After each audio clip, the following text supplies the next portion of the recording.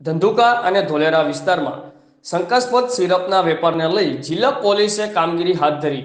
નડિયાદ નજીક શંકાસ્પદ સિરપના પીધા પછી મૃત્યુ પામવાની ઘટનાને લઈ અમદાવાદ જિલ્લા ગ્રામ્ય પોલીસ સક્રિય બની છે.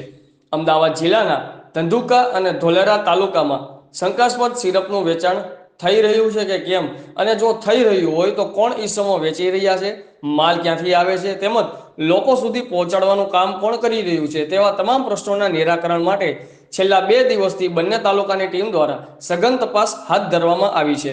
ત્યારે ધંધુકા અને બરવાળામાં 1 વર્ષ પૂર્વ બનેલ લઠ્ઠાકાંડ બાદ થોડાક દિવસો પહેલા નડિયાદ નજીક શંકાસ્પદ સિરપ પીધાના 5 લોકોના મોત નીપજ્યા હતા. આમ ધંધુકા અને ધોલેરા બંને પંથકના તાલુકા વિસ્તારની પોલીસ દ્વારા તપાસ ચાલી રહી છે.